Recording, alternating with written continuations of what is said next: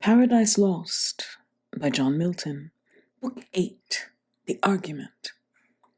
Adam inquires concerning celestial motions, is doubtfully answered, and exhorted to search rather things more worthy of knowledge.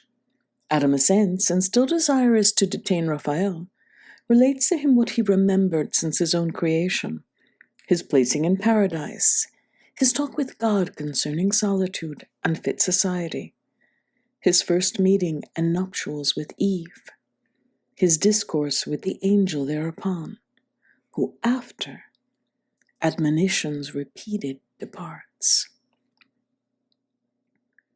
The angel ended, and in Adam's ear so charming left his voice that he a while thought him still speaking, still stood fixed to hear.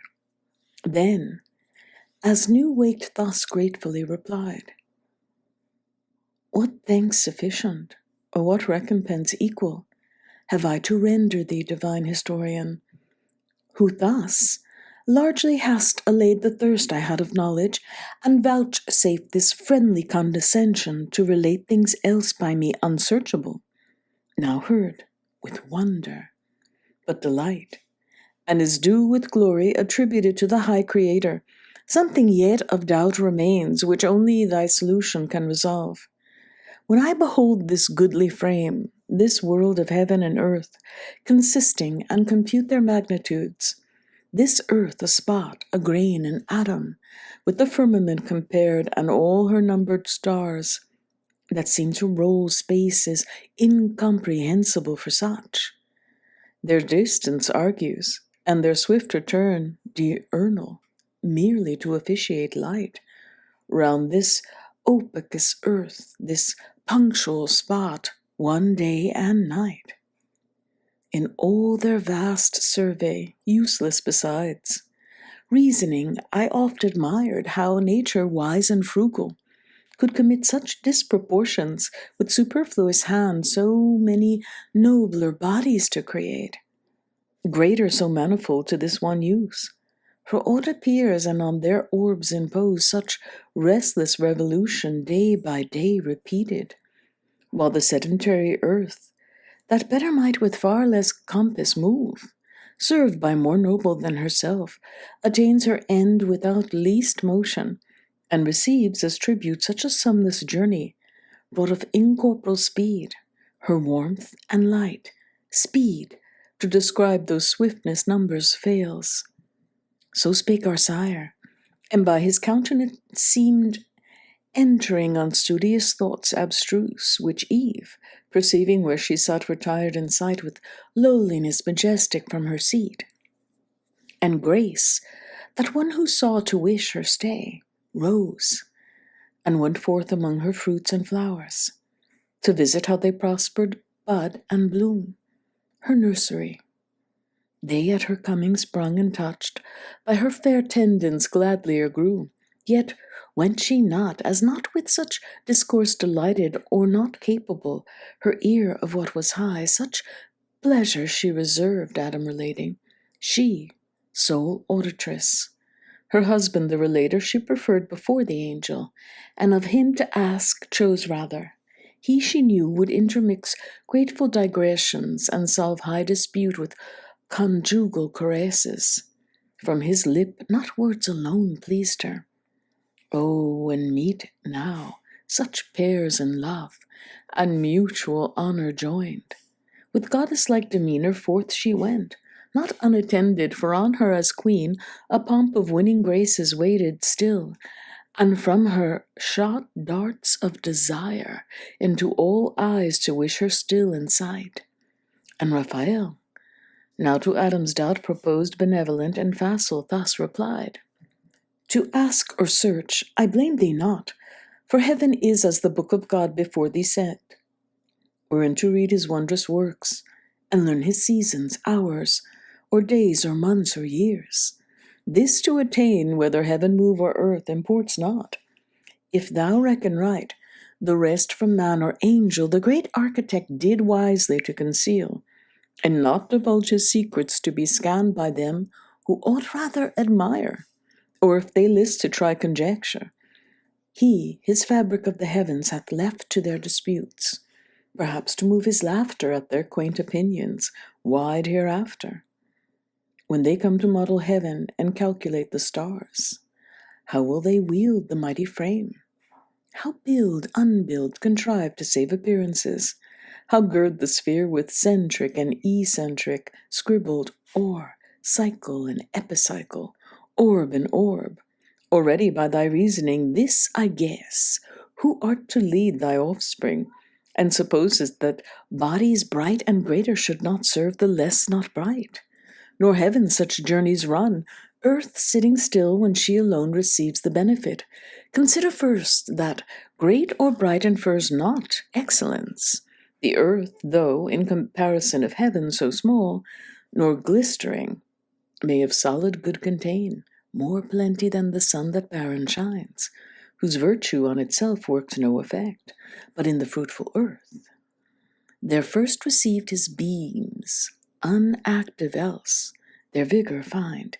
Yet not to earth are these bright luminaries officious, but to thee, earth's habitant.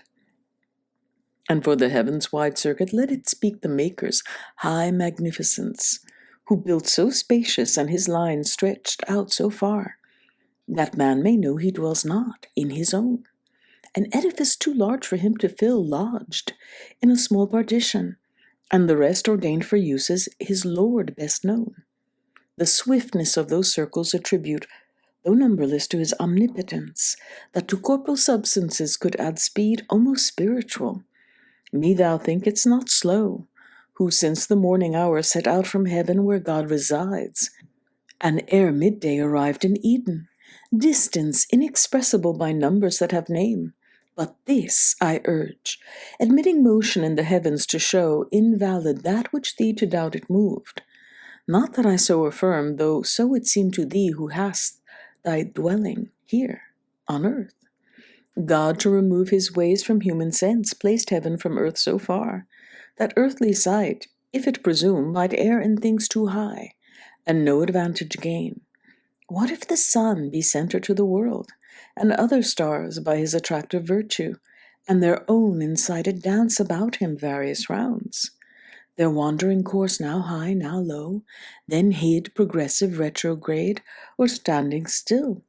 In six thou seest, and what if seventh to these the planet Earth, so steadfast though she seem, insensibly three different motions move, which else to several spheres thou must ascribe, moved contrary with thwart obliquities, or save the sun his labor, and that swift nocturnal and diurnal roam supposed invisible else above all stars, the wheel of day and night, which needs not thy belief, if earth industrious of herself fetch day travelling east, and with her part averse from the sun's beam meet night, her other part still luminous by his ray. What if that light, sent from her through the wide transpicuous air to the terrestrial moon, be as a star enlightening her by day, as she by night this earth, reciprocal?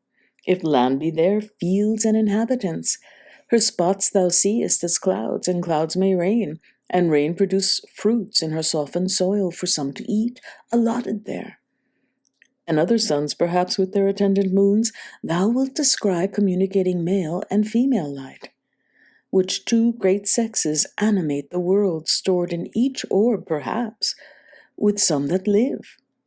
For such vast room in nature unpossessed by living soul, desert and desolate, only to shine, yet scarce to contribute each orb a glimpse of light, conveyed so far down to this habitable, which returns light back to them, is obvious to dispute. But whether thus these things, or whether not, whether the sun predominate in heaven, rise on the earth, or earth rise on the sun, he from the east his flaming road begin, or she from the west her silent course advance, with inoffensive pace that spinning sleeps on her soft axle, while she paces even, and bears thee soft with the smooth air along, solicit not thy thoughts with matters hid, leave them to God above, him serve and fear of other creatures, as him pleases best, wherever placed. Let him dispose. Joy, thou in what he gives to thee. This paradise and thy fair Eve, heaven is for thee too high to know what passes there. Be lowly wise. Think only what concerns thee and thy being. Dream not of other worlds, what creatures there live, in what state, condition, or degree, contented that thus far hath been revealed not of earth only, but of highest heaven. To whom thus Adam, cleared of doubt, replied, How fully hast thou satisfied me, pure intelligence of heaven, angel serene, and freed from intricacies, taught to live the easiest way, nor with perplexing thoughts to interrupt the sweet life from which God hath bid dwell far off all anxious cares, and not molest us, unless we ourselves seek them with wandering thoughts and notions vain, but apt the mind or fancy is to rove unchecked. And of her roving is no end, till warned or by experience taught she learned, that not to know at large of things remote from use, obscure and subtle, but to know that which before us lies in daily life, is the prime wisdom. What is more, is fume or emptiness, or fond impertinence, and renders us in things that most concern unpractised, unprepared, and still to seek. Therefore, from this high pitch let us descend a lower flight, and speak of things at hand useful, whence haply mention may arise of something not unseasonable to ask by sufferance, and thy wonted favour deigned. Thee I have heard relating what was done ere my remembrance.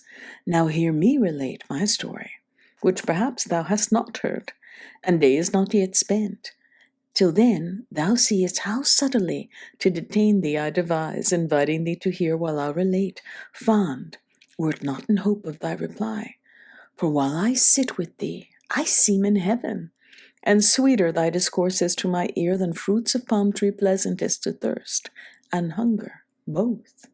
From labour, at the hour of sweet repast, they satiate and soon fill, though pleasant, but thy words, with grace divine imbued, bring to their sweetness no satiety. To whom thus Raphael answered, heavenly meek, Nor are thy lips ungraceful, sire of men, nor tongue ineloquent, for God on thee abundantly his gifts hath also poured, inward and outward both, his image fair. Speaking or mute, all comeliness and grace attends thee, and each word, each motion forms. Nor less think we in heaven of thee on earth than of our fellow servant, and inquire gladly into the ways of God with man. For God we see hath honoured thee, and set on man his equal love. Say therefore on, for I that day was absent, as befell, bound on a voyage uncouth and obscure, far on excursion toward the gates of hell, squared in full region. Such command we had to see that none thence issued forth a spy or enemy while God was in his work, lest he incensed at such eruption bold, destruction with creation might have mixed. Not that they durst without his leave attempt, but us he sends upon his high behests, for state a sovereign king, and to inure our prompt obedience. Fast we found, fast shut the dismal gates, and barricaded strong, but long ere our approaching heard within noise, other than the sound of dance or song, torment and loud lament, and furious rage. Glad we returned up to the coasts of light, ere Sabbath evening, so we had in charge. But thy relation now, for I attend, pleased with thy words, no less than thou with mine. So spake the godlike power, and thus our sire, for man to tell how human life began is hard, for who himself beginning knew. Desire with thee still longer to converse induced me, as new waked from soundest sleep, soft on the flowery herb I found me. I laid in balmy sweat, with which his beams the sun soon dried, and on the reeking moisture fed, straight toward heaven my wandering eyes I turned, and gazed awhile the ample sky, till raised by quick instinctive motion, up I sprung, and thitherward endeavouring, and upright stood on my feet about me, Round I saw hill, dale, and shady woods, and sunny plains, and liquid laps of murmuring streams. By these creatures that lived and moved and walked or flew, birds on the branches warbling, all things smiled with fragrance, and with joy my heart overflowed. Myself I then perused, and limb by limb surveyed, and sometimes went, and sometimes ran with supple joints, as lively vigor led. But who I was, or where, or from what cause, knew not. To speak I tried, and forthwith spake. My tongue obeyed, and readily could name what I saw. Thou sun, said I, fair light, and thou enlightened earth, so fresh and gay, ye hills and dales, ye rivers, woods, and plains, and ye that live and move, fair creatures, tell if ye saw how came I thus, how here? Not of myself, by some great maker then, in goodness and in power preeminent. Tell me, how may I know him? How adore from whom I have that thus I move and live, and feel that I am happier than I know? While thus I called and strayed, I knew not whither, from where I first saw air and first beheld this happy light, when answer none returned. On a green shady bank profuse of flowers, pensive I sate myself down. There gentle sleep first found me, and with soft depression seized my drowsed sense untroubled, though I thought I then was passing to my former state insensible, and forthwith to dissolve, when suddenly stood at my head a dream, whose inward apparition gently moved my fancy to believe I yet had being and lived. One came me thought of shape divine, and said, Thy mansion once the Adam, rise, first man, of men innumerable ordained, first father, called by thee, I come thy guide to the garden of bliss. Thy seat prepared, so saying, by the hand he took me raised, and o'er fields and waters, as in air, smooth, sliding without step, last led me up a woody mountain, whose high top was plain, a circuit wide, enclosed with goodliest trees, planted with walks and bowers, that what I saw of earth before scarce pleasant seemed. Each tree, loaden with fairest fruit, that hung to the eye tempting, stirred in me sudden appetite to pluck and eat, whereat I waked and found before mine eyes all real, as the dream had lively shadowed. Here had new begun my wandering, had not thee, who was my guide up hither, from among the trees appeared, presence divine, rejoicing, but with awe in adoration, at his feet I fell. Submiss, he reared me, and whom thou soughtest, I am, said mildly, author of all this thou seest above, or round about thee or beneath. This paradise I give thee, count it thine to till and keep, and of the fruit to eat of every tree that in the garden grows. Eat freely with glad heart. Fear here no dearth, but of the tree whose operation brings knowledge of good and ill, which I have set the pledge of thy obedience and thy faith amid the garden by the tree of life. Remember what I warned thee, shun to taste, and shun the bitter consequence, for know that thou eatest thereof my sole command transgressed, inevitably thou shalt die. From that day mortal, and this happy state shalt loose, expelled from hence into a world of woe and sorrow. Sternly he pronounced the rigid interdiction, which resounds yet dreadful in mine ear, though in my choice not to incur. But soon his clear aspect returned, and gracious purpose thus renewed. Not only these fair bounds, but all the earth to thee and to thy race I give, as lords possess it, and all things that therein live, or live in sea or air, beast, fish, and fowl, in sign whereof each bird and beast behold after their kinds. I bring them to receive from thee their names, and pay thee fealty with low subjection. Understand the same of fish within their watery residence, not hither summoned, since they cannot change their element to draw the thinner air. And thus he spake, each bird and beast behold, approaching two and two, these cowering low with blandishment, each bird stooped on his wing. I named them as they passed, and understood their nature. With such knowledge God endued my sudden apprehension. But in these I found not what methought I wanted still, and to the heavenly vision thus presumed, O by what name, for thou above all these, above mankind, or aught than mankind higher, surpassest far my naming, how may I adore thee, author of this universe, and all this good to man, for whose well-being so amply and with hands so liberal thou hast provided all things? But with me I see not what partakes. In solitude what happiness who can enjoy alone, or all enjoying what contentment find? Thus I, presumptuous, and the vision bright, as with a smile more brightened, thus replied, What callest thou solitude is not the earth with various living creatures, and the air replenished, and all these at thy command to come and play before thee. Knowest thou not their language and their ways? They also know, and reason not contemptibly. With these find pastime and bear rule. Thy realm is large, so spake the universal Lord, and seemed so ordering, I with leave of speech implored, and humble deprecation thus replied, Let not my words offend thee, heavenly power, my maker, be propitious while I speak. Hast thou not made me here thy substitute, and these inferior far beneath me set? Among unequals what society can sort, what harmony or true delight? Which must be mutual in proportion due, given and received, but in disparity, the one intense, the other still remiss, cannot well suit with either, but soon prove tedious alike. Of fellowship I speak, such as I seek, fit to participate all rational delight, wherein the brute cannot be human consort. They rejoice each with their kind, lion with lioness.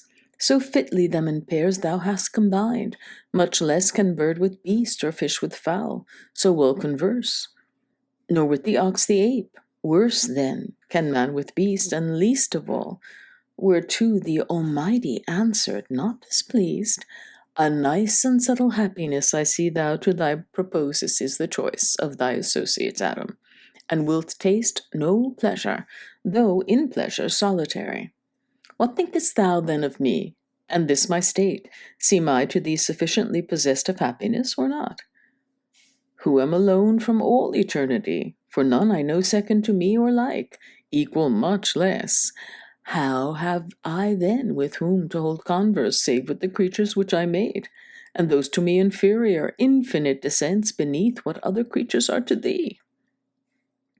He ceased. I lowly answered, To attain the height and depth of thy eternal ways, all human thoughts come short, supreme of things.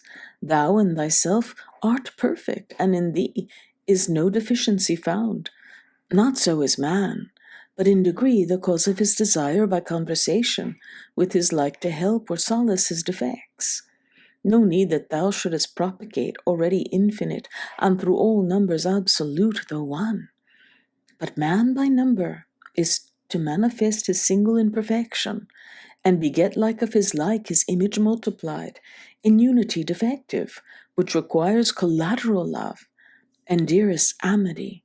Thou in thy secrecy, although alone, best with thyself accompanied, seekest not social communication, yet so pleased canst raise thy creature to what highest thou wilt of union or communion deified. I by conversing cannot be so wrecked from prone, nor in their ways complacency find. Thus I emboldened spake, and freedom used permissive and acceptance found, which gained this answer from the gracious voice divine. Thus far to try thee, Adam, I was pleased, and find thee knowing not of beasts alone, which thou hast rightly named, but of thyself, expressing well the spirit within thee free. My image not imparted to the brute, whose fellowship therefore unmeet for thee, good reason was thou freely shouldest dislike, and be so minded still. I ere thou spakest knew it was not good for man to be alone, and no such company as then thou sawest intended thee, for trial only brought to see how thou couldst judge of fit and meet. What next I bring shall please thee, he assured, thy likeness, thy fit help, thy other self, thy wish, exactly to thy heart's desire. He ended, or I heard no more, for now my earthly, by his heavenly overpowered, which it had long stood under, strained to the highest in that celestial colloquy sublime, as with an object that excels the sense, dazzled and spent, sunk down and sought repair of sleep, which instantly fell on me, called by nature as an aid, and closed mine eyes. Mine eyes he closed, but open left the cell of fancy, my internal sight, by which abstract as in a trance methought I saw, though sleeping where I lay, and saw the shape still glorious before whom awake I stood, who stooping opened my left side, and took from thence a rib, with cordial spirits warm, and life-blood streaming fresh. Wide was the wound, but suddenly with flesh filled up and healed, the rib he formed and fashioned with his hands. Under his forming hands a creature grew, manlike, but different sex, so lovely fair that what seemed fair in all the world seemed now mean, or in her summed up, in her contained, and in her looks, which from that time infused sweetness into my heart, unfelt before, and into all things from her air inspired, the spirit of love and amorous delight. She disappeared and left me dark. I waked to find her, or forever to deplore her loss, and other pleasures all abjure, when out of hope behold her, not far off, such as I saw her in my dream, adorned with what all heaven or earth could bestow to make her amiable. On she came, led by her heavenly Maker, though unseen, and guided by his voice, nor uninformed of nuptial sanctity and marriage rites. Grace was in all her steps, heaven in her eye, in every gesture dignity and love. I, overjoyed, could not forbear aloud. This turn hath made amends. Thou hast fulfilled thy words, Creator bounteous and benign, Giver of all things fair, but fairest this of all thy gifts, nor enviest. I now see bone of my bone, flesh of my flesh, myself before me. Woman is her name, of man extracted. For this cause he shall forego father and mother, and to his wife adhere, and they shall be one flesh, one heart, one soul. She heard me thus, and though divinely brought, yet innocence and virgin modesty, her virtue and the conscience of her worth that would be wooed, and not unsought be won, not obvious, not obtrusive, but retired, the more desirable, or to say all nature herself, though pure of sinful thought, wrought in her so that seeing me, she turned. I followed her. She, what was honor knew, and with obsequious majesty approved my pleaded reason. To the nuptial bower I led her, blushing like the morn. All heaven and happy constellations on that hour shed their selectest influence. The earth gave sign of gratulation, and each hill, joyous the birds, fresh gales and gentle airs, whispered it to the woods, and from their wings flung rose, flung odors from the spicy shrub, disporting till the amorous bird of night sung spousal, and bid haste the evening star on his hilltop to light the bridal lamp. Thus I have told thee all my state, and brought my story to the sum of earthly bliss which I enjoy, and must confess to find in all things else delight indeed, but such as used or not works in the mind no change, nor vehement desire. These delicacies I mean of taste, sight, smell, herbs, fruits, and flowers, walks, and the melody of birds, but here far otherwise. Transported I behold, transported, touch. Here passion, first I felt, commotion strange, and all enjoyments else, superior and unmoved. Here only weak against the charm of beauty's powerful glance. Or nature failed in me, and left some part not proof enough such object to sustain. Or from my side subducting, took perhaps more than enough. At least on her bestowed too much of ornament and outward show elaborate, of inward less exact. For well I understand in the prime end of nature, her, the inferior in the mind and inward faculties, which most excel in outward, also her resembling less his image who made both, and thus expressing the character of that dominion given, or other creatures. Yet, when I approach her loveliness, so absolute she seems, and in herself complete, so well to know her own, that what she wills to do or say seems wisest, virtuousest, discreetest, best.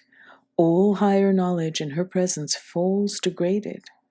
Wisdom in discourse with her loses discountenance, and like folly shows.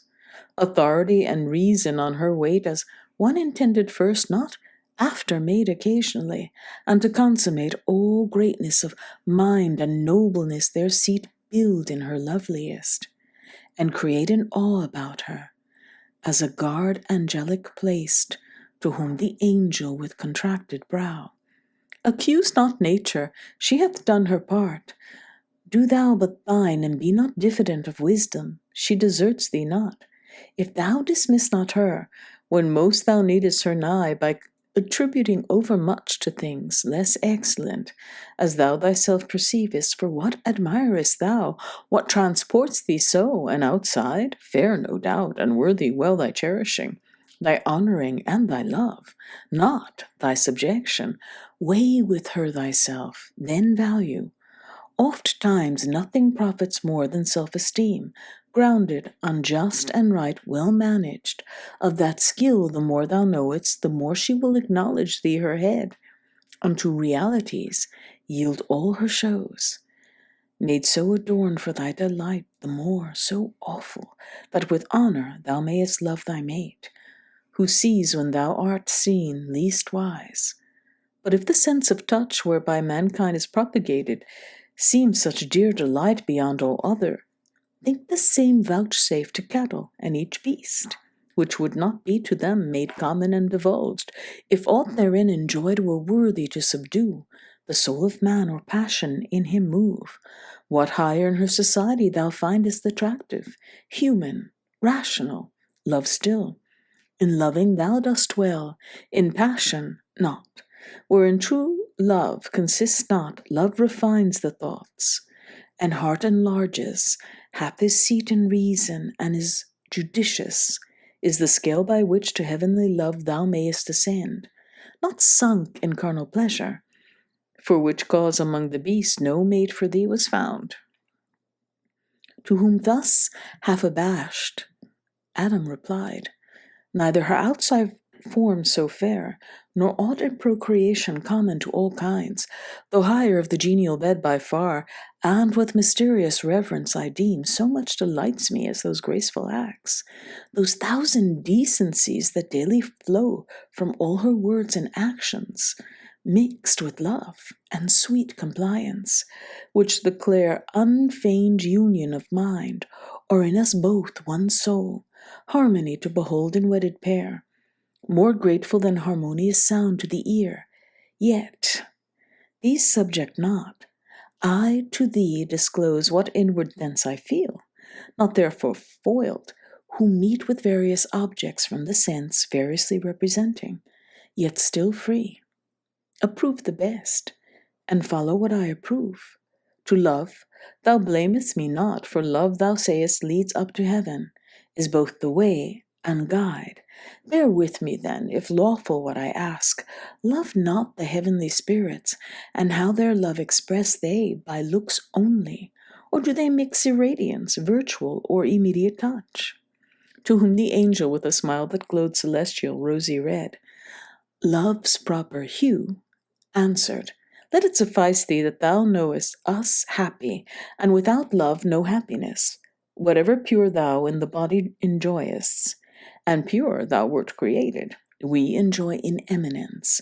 An obstacle find none of membrane, joint, or limb, exclusive bars, easier than air with air, if spirits embrace, total they mix, union of pure with pure desiring, nor restrained conveyance need as flesh to mix with flesh, or soul with soul. But I can now no more the parting sun beyond the earth's green cape and verdant isles, Hesperian sets, my signal to depart. Be strong, live happy, and love. But first of all, him whom to love is to obey, and keep his great command. Take heed lest passion sway thy judgment to do aught, which else free will would not admit. Thine, and of all thy sons, the weal or woe in thee is placed. Beware. I in thy persevering shall rejoice, and all the bliss stand fast to stand or fall. Free in thine own arbitrament it lies, perfect within, no outward aid require, and all temptation to transgress repel. So saying, he arose, whom Adam thus followed with benediction. Since to part, go heavenly guest, ethereal messenger, sent from those whose sovereign goodness I adore. Gentle to me and affable hath been thy condescension, and shall be honored ever with grateful memory. Thou to mankind be good and friendly still, and oft return. So they parted, the angel up to heaven, from the thick shade, and Adam to his bower.